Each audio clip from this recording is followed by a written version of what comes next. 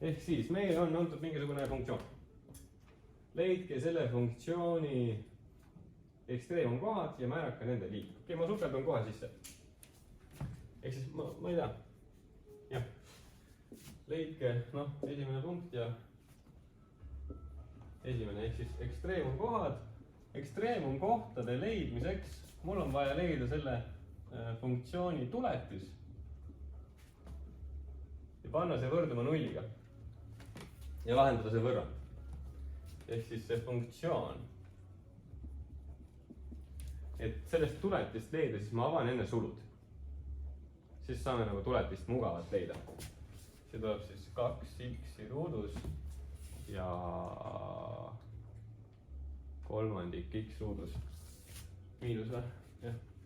Miinus x kuubis.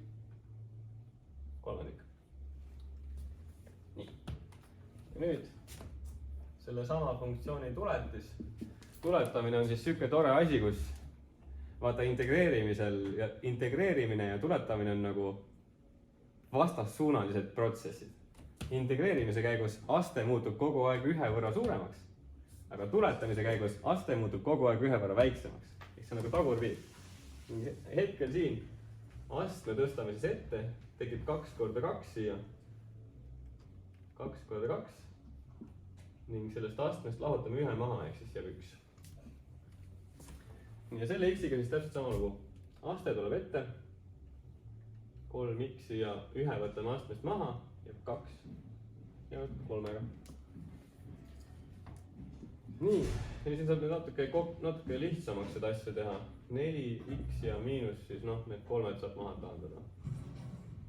X ruudus.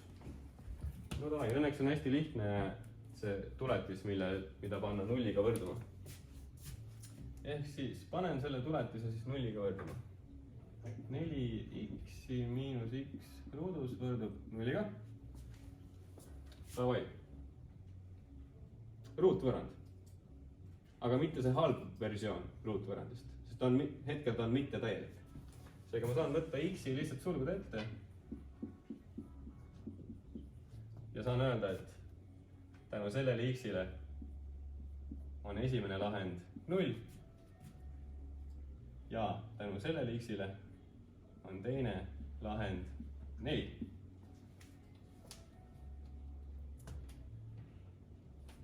Sellepärast, et kui see x siin on 0, siis ma kordan 0 selle suluga läbi ja noh, 0 korda mingisugune sulg, kogu väärtus on ikkagi 0, seega kehtib. Võrrand on võrdne 0-ga. Ning kui see x siin on 4, siis tekib siia 4 miinus 4, mis on võrdne 0-ga ja 0 korda 4 on ikkagi 0, seega võrrand kehtib. Nii. Ehk siis need on need ekstreemumkohad ja me peame määrama nende liigi, kus ma seda siis võiks teha. Ma määran liigi näiteks siin.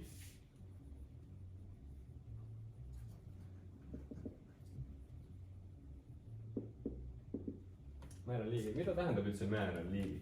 Mis see on nagu mingi homo sapiensi värk või? Ei, see on siin selles mõttes, et ekstreemumkoht saab olla kas maksimumkoht või miinimumkoht. Et kui meil on mingi siuke joon, siis see ekstreemumkoht siin on maks ja see siin on min. Mind huvitab, et kumb nendest on maks ja kumb nendest on min. Ja siis kumb nendest on see kõrgemal ja kumb on madalam. Nii noh, selle liigi määramiseks üks variant on, et ma teengi joonise ja vaatan joonise pealt või siis variant on palju, aga kõige kiirem variant on, kui me leiame teise tuletise. Teise tuletise sellest samast funktsioonist. Ehk siis ma võtan selle 4x ja miinus x ruudus ja leian sellest veel ühe tuletise. Ja noh, kui ma tean 4-st x-ist, hakkame siis otsast siin pihta. 4-st x-ist leian tuletise, siis tuleb lihtsalt 4. X kaob ära. X ruuduga 2 tuleb siia ette ja astmeks jääb siis 2 miinus 1 ehk siis noh 1. Vaikimisi on 1. Nii, okei. See on siis see teine tuletis. Ning nüüd, et liiki määrata, siis ma panen need 2 null kohta, või mitte null kohta, vaid kaks ekstreemumit. Panen siia x-i asemele, ehk siis kõigepealt ma panen nulli. Siis ma panen 4. Ehk siis kõigepealt panen nulli siia asemele. 4 miinus 2 korda 0 on võrdne 4-ga. Ja siis 4 miinus 2 korda 4 on võrdne miinus 4-ga. Need tulevadki siin alati vastandväärtusega. Ning siis 4 on positiivne, siis suurem kui 0, ja miinus 4 on negatiivne, ehk siis väiksem kui 0. Ning kui ta on suurem kui 0, siis tahaks nagu öelda, et ta on nagu suurem, ta on nagu maksimum koht, aga ei. Kui ta on suurem kui 0, siis ta on miinimum koht, ehk siis x min on võrdne 0-ga. No see 0 koht siis on see ekstreemum. Me tahtsime teada, et kas see ekstreemum on min või maks. See ekstreemum siin on min. Ja maks on siis 4. Ja liik on määratud. 0 ja 4. Esimene ülesanne on peaaegu tehtud, sest et kasvamise kahanemise vahemik on veel vaja leida. Okei. Nii, ma teen selle kasvamise kahanemise vahemiku siis siin. Ehk siis, kui me tahame leida, alustame näiteks kasvamisvahemikust, siis ma pean näitma, et selle funktsiooni tuletis on suurem kui 0. See on siis siuke uus nagu võrratus, mida peab lahendama. Ja kogu see protsess, mida ma praegu teen, see on siuke nagu, ta on kogu aeg sama. Sellepärast mul nii lihtne ongi siin nagu selgitada, sest et ma olen neid asju nagu mingi 100 korda teinud oma elus. Siin ei ole mingeid nagu, siin ei ole mingeid veidrusi, nagu tekstülesannetes näiteks. Et siin see on kogu aeg see protsess on sama, et leida kasvamisvahemikku, leida tuletuse, et ta on suurem kui 0, lahendame võrratuse, ta on mingid vastused, tore. Et kogu aeg sama, aga oota, mis ta siis on? No hetkel meie tuletis on siis see 4x miinus x ruudus. Suurem kui 0. Ta on siis ruutvõrratus. Ning ruutvõrratust me lahendame täpselt samamoodi, nagu me lahendame ka ruutvõrrandit sisuliselt. Aga lõpus me teeme selle joonise. Ehk siis selle võrrandi lahend on meil juba olemas. x1 on 0 ja x2 on 4. See on see sama võrrand, mis me ka enne lahendasime. Täpselt see sama asi. Juba tehtud, ärme topelt tööd tee. Ütleme kohe vastused ära. Aga kuna tegemist on võrratusega, siis see võrratus on ikkagi natukene teistsugune asi. Võrratuse puhul meile sobivad mingisugused arvude vahemikud, mitte kindlad väärtused, nagu näiteks võrrandi puhul. Aga nende kindlate väärtuste abil me saame need vahemikud teada. Ning kuidas siis? Nüüd hakkab siin see uss liikuma. Rasmus, kas see uss hakkab siit liikuma ülevalt või alt? Alt. Kust tead? Sest x on nagu miinusega, jah. Täpsemalt siis see x ruudusega siin. Jah, see x ruudus on hetkel kõige suurema astendajaga x. Ning tema märk näitab, kas me hakkame ülevalt või alt pihta. Hetkel siis, ta on negatiivne, hakkame alt. Kas see uss on ümar või kandiline? Ümar. Ümar, miks?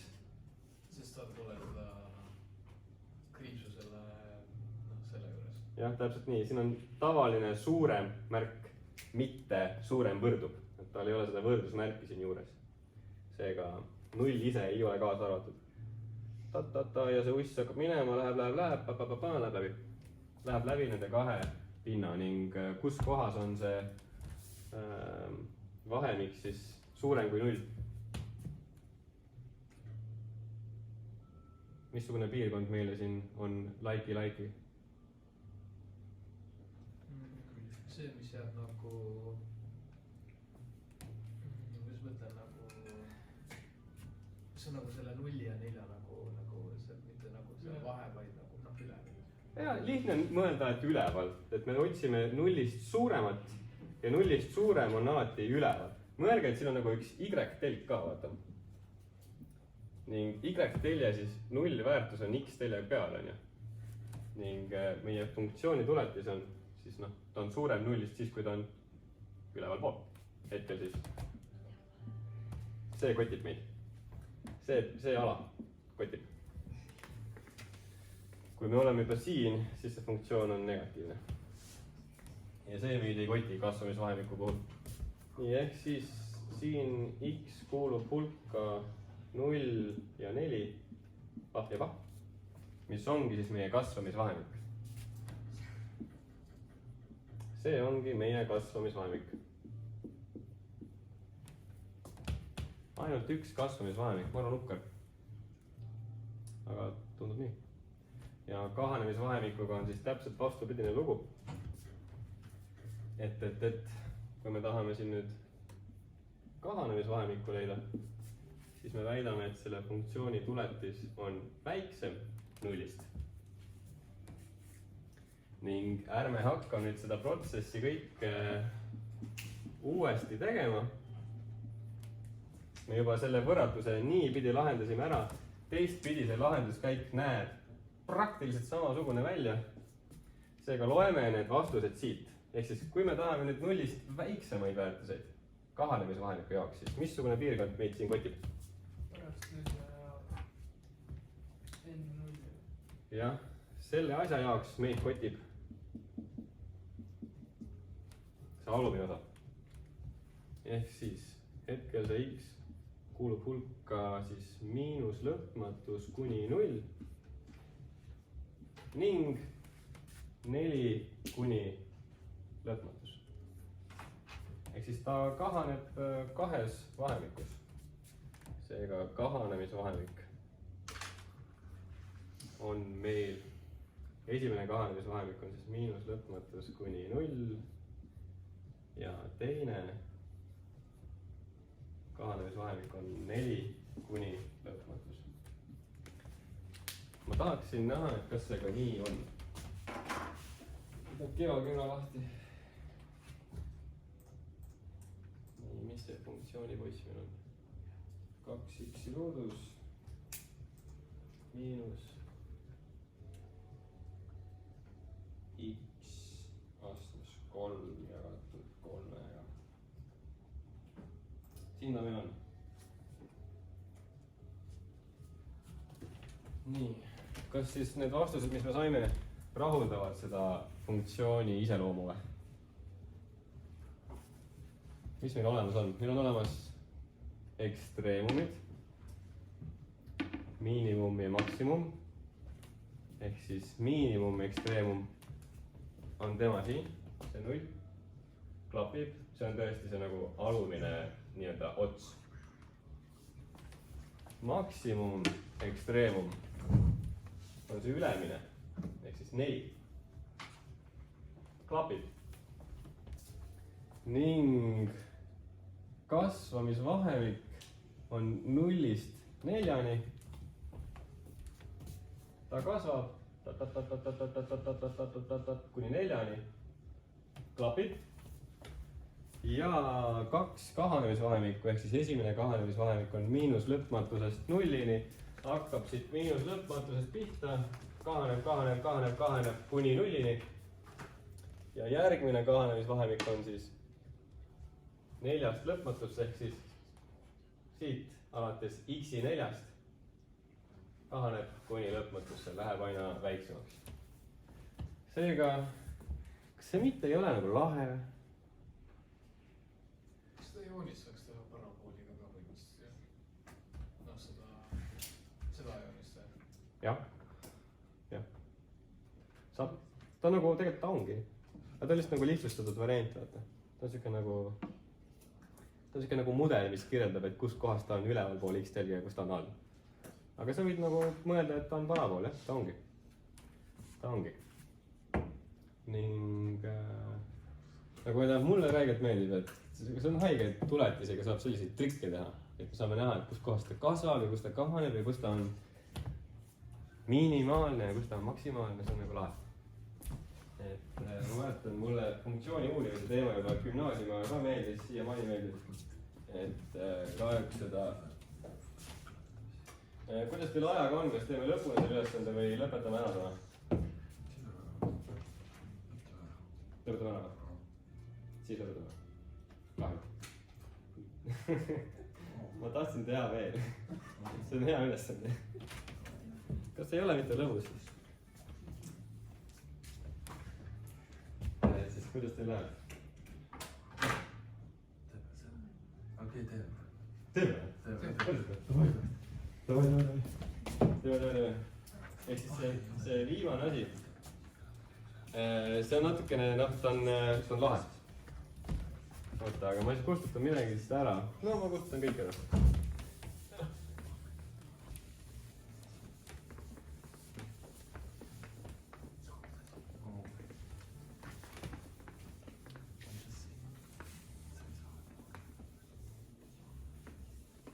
Nii, ehk siis tõus 4. Okei. Funktsiooni fx graafikul on punkt P joonestatud puutuja, ehk siis kuskil selle graafiku peal on meil punkt P. Ja sinna on joonestatud puutuja. Kui teid kotib, et mis asi on puutuja, et mida ta nagu üldse tahab, et kui meil on mingisugune parabool näiteks, siis kui ma teen talle puutuja näiteks siia punkti, siis puutuja on sirge, mis puudutab seda parabooli selles punktis. On jah? Ma ise vaatasin ka. Et puutuja, no puutuja ongi puutuja, hästi hea sõna, et ta nagu puudutab, korraks teeb musi. Ja siis läheb minema. Et, aga jah, siin saab siis täitsa nagu mõned asju. Seda on võimalik välja arutada. Ma ei mäleta, mis see joonis meil nagu oli. No ma pärast saame näha. Aga, mis meil teada on? Meil on teada, et punktis P on joonestatud puutuja. Sorry, punktis P on jah joonestatud puutuja. Ning selle puutuja tõus on 4. Kuidas tõusu tähistatakse tavaliselt matemaatikas? K. Jah, mida tõus tähendab?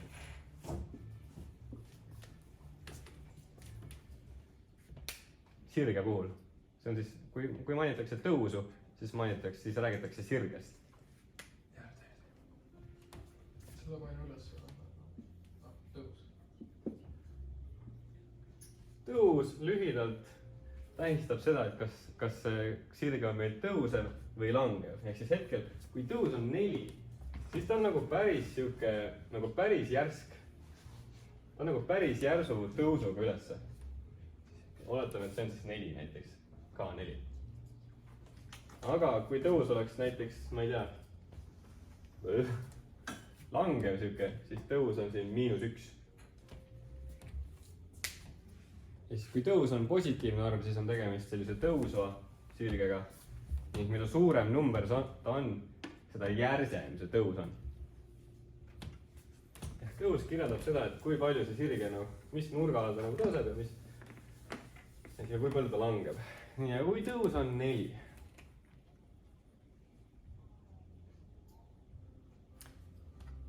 Tõusu ja graafiku vahel kehtib siuke hästi tähtis reegel, et me saame tõusu abil leida, et kus kohas graafiku peal see puutuja on, siis kus kohas on tema x-i väärtus. Seda me teeme tuletise abil. Ehk selle funktsiooni tuletis kohal x0 tavaliselt tähistatakse siin x0-ga, ma ei tea miks. See on võrdne tõusuga. Ja siis see on siuke reegel, mis tasub teada. Kui te neid ülesandeid lahendate, siis sellest reeglist on väga palju abi. Sest et ilma selleta siin hetkel nagu ma ei tea kuidas. Matemaatikas on kindlasti, on mingeid erinevaid lahendusviise, aga nagu ma ei tea, kuidas siin saaks kuidagi muud moodi. Et meil on vaja teada, kus kohas see punkt P on. See x-i väärtus siis ongi see, et punkti B x-i koordinaat ongi see x0. Paneme, et see on x0 ja y0. Et me saame selle x0 kätte. Selle punkti P x-i väärtuse. See, mida see ülesannega tahab. Ehk siis hetkel meil selle funktsiooni tuletis oli, mis ta oli? 2x-i, ei 4x-i. Funktsiooni tuletis oli siis 4x-i miinus x luudus, jah? oli see tuletis. nüüd kui see panna võrduma 4-ga, siis meil on lihtsalt üks ruutvõrrand, mis taas vajab lahendamist ja kui me selle ruutvõrrandi x-i väärtused teada saame, siis me saame, need ongi need selle P punkti x-i koordinaat. ehk siis mis siia tuleb? X ruudus miinus 4 x-i pluss 4 võrdub 0-ga. ma ei viitsi seda hakata siin pikalt eriti tegema. Tavaline ruutvõrrand. mis siit tuleb? x1, 2, siis 4 pluss miinus 0 või? Jagatud 2-ga. no siin tuleb siis, et see on võrdne 2-ga. kuna juure alla tuli 0, siis kogu see asi on võrdne 2-ga. siin ei tulnud 2 erinevat lahendit, siin tuli 1 ja seesama.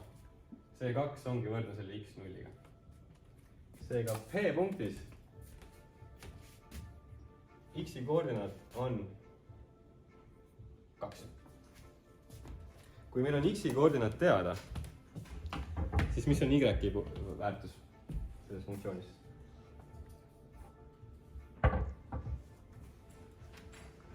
keegi pakkuge midagi lahedat. matemaatikas kehtib siuke asi, et kui midagi on teada, siis sellega me saame midagi teha. saame kuskile panna äkki. asendada. jah, sinna algsesse asemele. ehk siis selle y0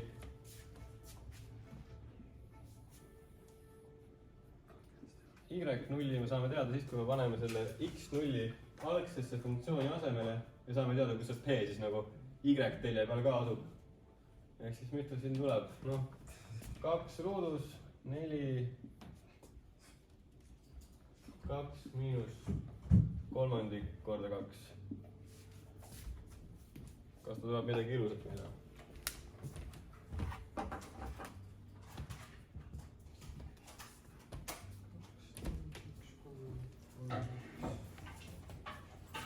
kurat, see vastus on täna juba olnud. 5/1/3. ja palun väga. punkti B koordinaadid on siis 2 ja 5/1/3. ja see on see vastus.